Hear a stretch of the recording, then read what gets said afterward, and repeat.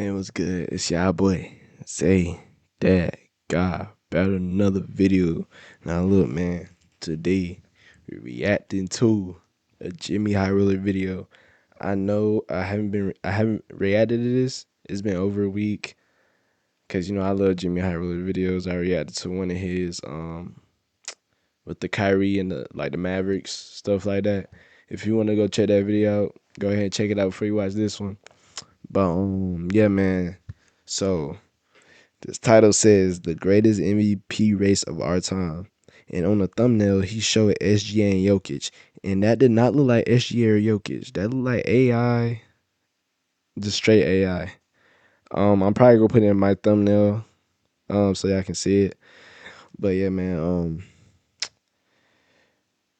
this is a great season, even though I'm not really keeping up with it that much.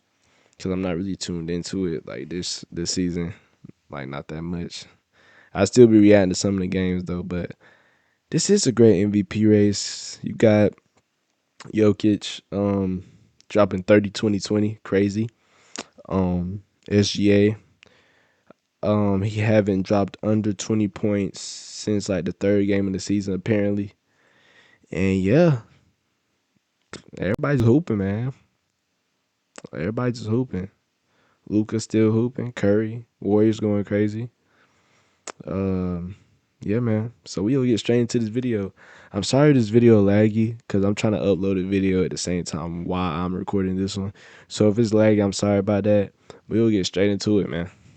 We're now just a few weeks away from the end of the 2025 NBA regular season, and by this point, the MVP race is usually all but wrapped up. But what do you do when there's two MVPs? History says you vote for the guy who is leading his team to the most wins of any team in a decade while putting up prime Michael Jordan numbers. Very clearly the best player on the best team, which should make this decision pretty obvious. Except it's not. Because history has never seen a season like the one Nikola Jokic is having. It's better than this one, and this one, and this one. In fact, it is possibly the most impactful season anyone has ever had. Two all-time great campaigns. Wait, how many MVPs? Is he gonna have 4 MVPs if you win this one? Or am I tripping? It's better than this one, and this one, and this one. In fact, it is possibly... Is he about to have a 4th MVP, bro?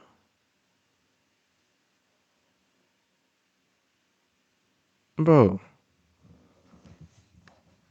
if Jokic gets his 4th MVP, if he win another ring, he's arguably the top 15 player of all time.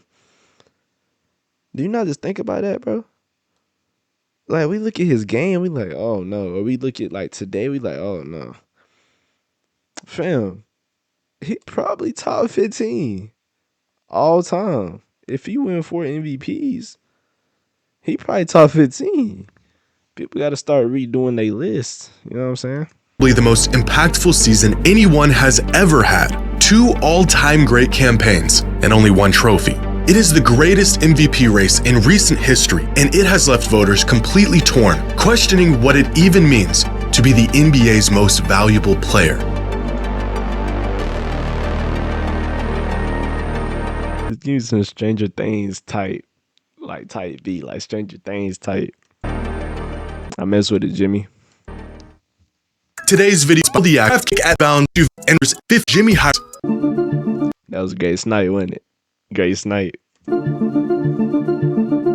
The most compelling case someone can make to be the most valuable player in the league is to put up the best numbers in the league. This isn't the only ingredient to the MVP recipe, but it's a big one. And right now, Jokic and Shea aren't just having the 2 best seasons in the NBA, they're having 2 of the best seasons of all time. Just looking at some simple box score numbers, Nikola Jokic jumps off the screen like the obvious favorite. A near 30-point triple-double on nearly the best efficiency in the entire league, and the first player to ever be top 3 in points, rebounds, and assists. Numbers that make Shea's season look a bit pedestrian, despite being historic. 33, 5, and 6 on at least 60% true shooting is a stat line that has only been achieved by 3 other players in the history of the... Luka, James Harden, and Mike.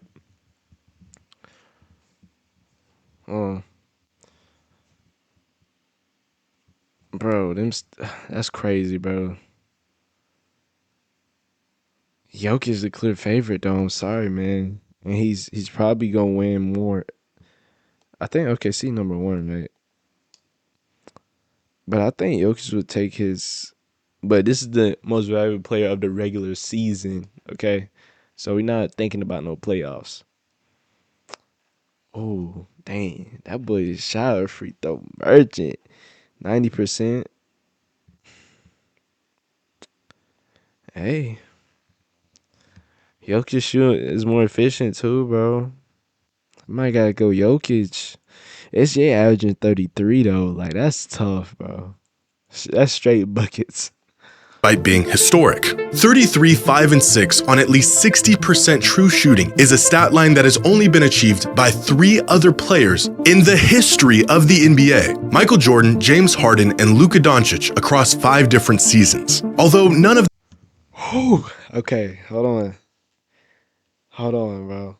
See, look, and look, bro. People don't understand. Jordan was a bucket getter, bro. Like GOAT.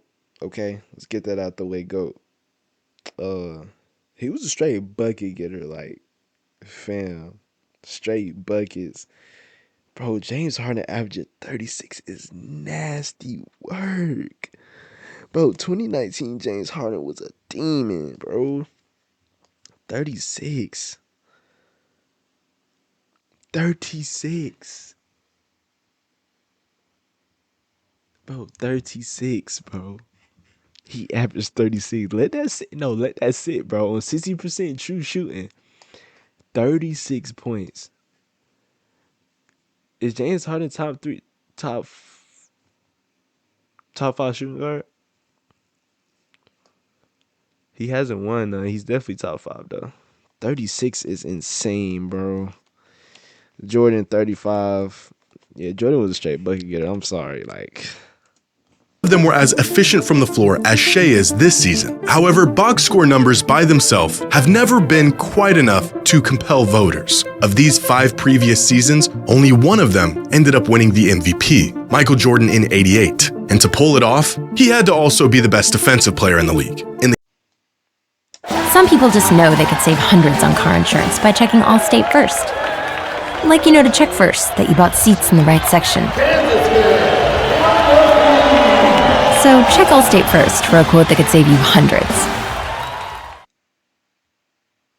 Where do you find the soul of BMW and those who drive it? In the case of Jokic, there's only been one season. He had to also be the best defensive player in the league. In the case of Jokic, there's only been one season in modern NBA history that compares to his, Russell Westbrook in 2017. And that season, he was the runaway MVP, receiving 69 of the total 101 first-place votes. The glaring difference between these two seasons? The mile-wide gap in their efficiency. Nearly a decade and some of the most absurd statistical seasons later, and the upgraded version of Westbrook's MVP season not only doesn't warrant a runaway victory for the award, it may not even win it. But these numbers hardly even scratch the surface of the impact and value these two provide every game. If we take a deeper look into some of their more advanced numbers, we can see just how remarkable Shea and Jokic have been this season and why the MVP race is as close as it is. To put into perspective the caliber of season these two are having, LeBron at his absolute statistical peak had a box plus minus of 13.24. Steph Curry at his absolute best had a BPM of 11.94. This season, Jokic has a box plus minus of 13.21 and Shea is at 11.58. Choosing between Jokic and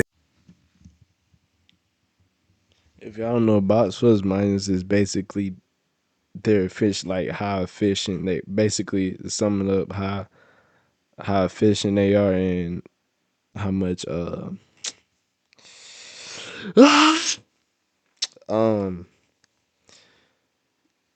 you know what I mean. Basically their production. Okay. Kind of. Jokic number one, bro. And he probably go beat that too. 2022 season. LeBron? Oh, 8, oh, 9, okay. Mike at 6. That's crazy. So that's LeBron's peak. See the LeBron. Oh, okay. Number 12 and 13 for sure. Okay. SGA this season is like picking between '09 LeBron and 2016 Steph. Good luck. For the last half-decade, Jokic has led the league in just about every advanced metric by about a mile. But this season, Shea has threatened Jokic's spot and even dethroned him at times as the best player in the league. A feat that, in and of itself, is probably the most impressive thing he's done all season. On any given night, either one of them can look like the most impactful player on the planet. And even looking at advanced numbers, the edge is only slightly in Jokic's favor. Crafted NBA has Jokic as the best player in the NBA this season, with Shea right behind him, and then a really big gap, and then everyone else. Estimated plus minus, on the other hand, has Shea as the best player in the league this season, with Jokic right behind him, and then huge gap, everyone else. A quick glance at any of these catch-all statistics will tell you that Jokic and SGA are both historically and almost equally as dominant this season. Fortunately for those who are put to the difficult task of choosing between Jokic and SGA for MVP, these numbers have never been a direct indication. Bro, I didn't mean to do that. Bro, that's a tough bucket. Go back. Task of choosing between Jokic and Why you look like that? That shit got some wide eyes, boy. That way I'd be like SGA for MVP, these numbers have never been a direct indication of who will or who should win the award. Over the last 2 decades, the best or most impactful player in the NBA in any given season, according to some of the best advanced metrics, ended up winning the MVP award only about half of the time. Many times, these are cases where the individual numbers were backed with regular season team success. But rarely have the numbers alone, regardless of how great they were, been enough to be crowned the most valuable player in the league. In fact, if putting up the best stats automatically made a player the MVP, voting for the award wouldn't even be necessary. So in terms of sheer individual numbers, there isn't a very compelling case to be made in either direction. Jokic's numbers are better, but without more context, their dominance from game to game is virtually the same. So we need to add more context. How are these performances impacting their team? And to what extent does their historic production lead their team to success?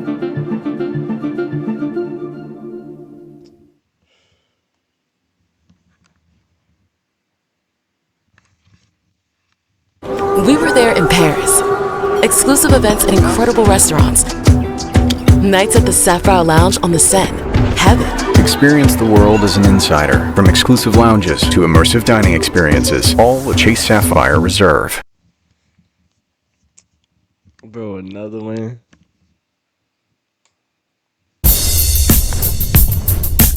So this is exactly what your mouth had in mind.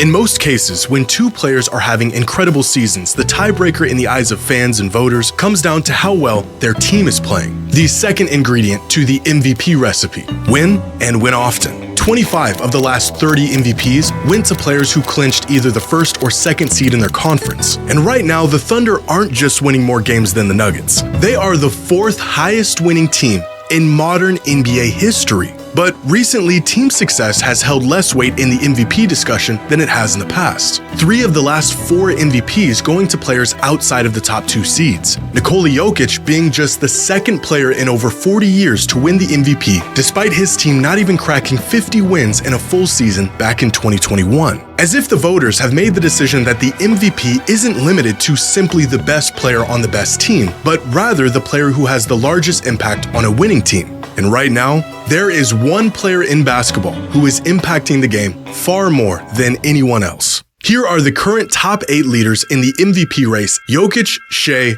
Giannis, Tatum, Mitchell, Curry, Mobley, and LeBron. And here are the net ratings of Curry the top 10 MVP race. Steph Curry, my GOAT, man. Steph Chef. Bron top, bro. Bron being the top 10 MVP race is a blasphemy. That's wild. He's 40 years old and he's still doing this. I will give props to LeBron. Even though I'm a Curry fan, I will give props, bro. of each of their teams. Shea has put on a masterclass all season, leading the Thunder to be not just the most dominant team this season, but the second most dominant regular season team in NBA history in terms of net rating. And for many people, the overwhelming team success the Thunder have had this season is enough to push Shea into the lead for the MVP. But value isn't just when your team wins. It is how much your team depends on you to win. If we look at each team's net rating when their MVP candidate is on the floor, it is clear that the Thunder are easily the best team in the league when Shea is on the court, with an absurd net rating of plus 18.3. This means that when Shea is on the floor, the Thunder are nearly 20 points better than their opponents per 100 possessions, followed by the Cavs with Mobley, the Cavs with Mitchell, and the Nuggets with Jokic. But the most revealing measure is the difference a player makes for their team when they're on the court versus when they're off the court, where Nikola Jokic jumps out as by far the most valuable and important player to his team in the entire league. His presence on the floor is the difference between the Nuggets being a net negative 8.2 points, bordering the worst team in the NBA, and a plus 10.6, one of the best teams in the NBA. For many of these MVP candidates, their team can still compete at a high level even when they're off the court, like the Celtics without Tatum, the Cavs without Mitchell or without Mobley, the Lakers without LeBron, and the Thunder without Shea. Steph and Giannis are the only other MVP candidates who elevate their teams from below average to title contenders. But without Jokic on the floor this season, the Nuggets are nearly the worst team in the league. Now, it's worth considering who these players play around when they're on the floor. A rotation that tends to keep starters together is bound to favor those in that starting lineup compared to a rotation that pulls and plugs periodically. For example, if Jokic tends to play with starters more often than not, but SGA is constantly playing with rotational players, Jokic's numbers are going to appear better on paper because he's playing alongside a better group. And so I looked into this. How many possessions these MVP candidates have played this season, and how many of those possessions were exclusively with the starting lineup. And it turns out that Nikola Jokic does have the benefit of playing with the best players on the Nuggets more than any of these other candidates play with theirs. 17% of all. Look at Curry's. Look at Curry's. For sure. Look at Curry's, bro. I'm just saying. Look, I'm not putting anything out there. I'm just saying. I'm just saying, bro. Of his minutes on the court coming alongside the Nuggets starters. For comparison, Steph only plays with the Warriors starting lineup 9% of the time. But in most cases, this number is negligible. For example, Giannis plays with the Bucks starters virtually as much as Jokic plays with his. And at most, the difference in time these players see on the court with their best unit varies by less than 10% of their total playing time. In other words, it doesn't really matter who Jokic is playing around. He rises the tides for his entire team significantly more than anyone else in the entire league. In fact, according to Cleaning the Glass, significantly more than. Dang, that's crazy. How many possessions Jokic and SGA get? That's crazy, bro. Just imagine if like these players got as many possessions they did. Like, what are we talking about at that point? You know, like what if Curry and LeBron got that many possessions? But they're older though, so what if like, let's say like Evan Mobley got the same. Like, dude, what are we talking about, man? Than anyone else in the entire league. In fact, according to Cleaning the Glass, when you translate these on-off splits to an estimation of impact on Denver's record, the Nuggets are a staggering 45 wins better as a team when Jokic is on the floor versus when he isn't. For comparison, Shea's on-court impact on the Thunder projects to them being about 15 wins better as a team. But this is where the discussion becomes a matter of what you value most in your most valuable player. Because while Jokic elevates the Nuggets to one of the best teams in the league, Shea elevates the Thunder to being one of the best teams of all time. Is it more valuable to drag your team from being bad to being in title contention? Or is it more valuable to elevate your team from title hopefuls to overwhelming title favorites? This is essentially what the MVP race is boiling down to. A player with ungodly numbers propelling his team to compete at a level they have no business being at, or a historically great scoring juggernaut who is the sole leader of the best team in recent history. And the answer to this question may boil down to a third and final ingredient to the MVP award, a factor that is often ultimately decided who has won in the past and will more than likely be the deciding factor this season. that in the video? Why you gotta put it at Jimmy? Verizon and AT&T announced price hikes a total of 10 times in the past 2 years. Families can switch to T-Mobile and get all the benefits of their plans while saving 20%. T-Mobile blows the competition away.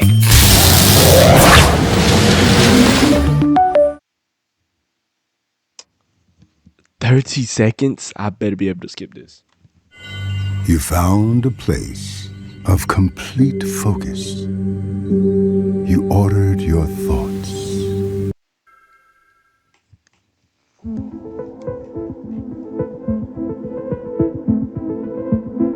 In ESPN's most recent MVP straw poll, 100 members of the media were asked to cast their vote on who they thought was the MVP of the 2025 NBA season. The results? Within the top 5, Donovan Mitchell received 0 first-place votes. So did Tatum, and so did Giannis. Nikola Jokic received 30, and Shai Gilgeous-Alexander received 70 of the 100 first-place votes. Sure. So far, the media has spoken, and they think Shai is this season's most valuable player. But in more recent surveys asking players, NBA executives, and NBA analysts, out of the 25 votes that were casted, 18 were in favor of Jokic, and only 7 voted for Shai. Which brings us to our third ingredient in the MVP. Narratives. Beyond what you do on the court, the story has to be in your favor as well. And at the moment, every narrative is beaming directly at Shai Gilgeous-Alexander to be. Yes. I was just about to say something about this. I think he's about to say about him forcing it in a way. Like he's just there for the points, and he's just there for he's MVP, stat chasing, stat stuffing, or something like that. I don't know if he's gonna say the exact same thing, but let's go ahead and listen. To become this season's most valuable player. First and foremost, he is the best player on the best team, a formula that has led to more MVPs than any other. While Jokic is fighting the uphill battle of voter fatigue, Shai is ripe to receive his first MVP. He's not just having a great season, he's having an all-time great individual season. He plays both sides of the ball, he is the leader of the NBA's brightest young team, and in a league that's been searching for a fresh face, Shai is front and center. SGA has what I consider to be the perfect MVP resume this season. He checks every single box for what you would want in your most valuable player. He has the marquee performances, he has the momentum, he has the caliber, and of course, he's never won it before. But narratives can also lead us astray. They can allow our emotions to dictate how we perceive what we are actually seeing. And that's where precedence gives us points to reference in search for the most fair and accurate conclusion. See, I thought he was gonna say something negative about him. Never mind. It allows us to not be prisoners of the moment, but instead consider the history of the game and the unwritten rules we've abided by up to this point. Precedence tells us that no matter how great a player is, winning 4 MVPs before making it to the finals even twice is completely unheard of, even for the greatest players to ever play. For this same reason, voter fatigue is a frustrating but very real thing. If the MVP award purely went to the most valuable player in the league every season, Michael Jordan and LeBron would each be sitting on about 8 of them right now. Instead, the award sort of blends from one season to the next, taking in the context of everything that came before it and the consequences of it. Decades ago, MVP voters decided that the award was not reserved for the best player or even the player having the best season. Instead, it was an award that had multiple ingredients, multiple boxes that needed to be checked off. But even by their own criteria, what qualified a player to be the MVP was changing all the time. If it was simply the player having the best season, Michael Jordan would have won it about 8 times. If it was the best player on the best team, Michael Jordan would have won it about 8 times. But instead, he has 5, which has essentially set a firm benchmark on how voters vote for the foreseeable future. Voters messed up by not rewarding MJ with the number of MVPs he rightfully earned, and so every player that came after him is held to the same arbitrary, convoluted standard. As one fan put it, sports writers regret not giving Jordan all the MVPs and now punish everyone after that like it's a Supreme Court case and not just something they could change at any time. A case of we do it this way because we've always done it this way. The MVP award should be given to the most valuable player in the league, but it's not quite that simple, and it never has been. To make the argument that Jokic deserves the MVP because he is objectively having the best season in basketball right now would be the most logical conclusion. But it would also be ignoring the 78 years of history, tradition, and expectations that we have come to follow. Based on the responses to this discussion so far, it appears that now more than ever, the players and the people involved in the NBA from game to game view the award as a reflection of simply who is the best, most impactful player. And the media looks at it through the lens more of story and narrative. And in the end, it is the media who gets to vote. With less than a month left in the regular season, the race for the MVP only seems to be getting tighter with each game. And in what is shaping up to be the greatest MVP battle we have ever seen, voters will have to either stay the course and vote for a player that has built a near perfect MVP case, or make a rare exception to a player that is quite possibly having the most impactful individual season in modern NBA history.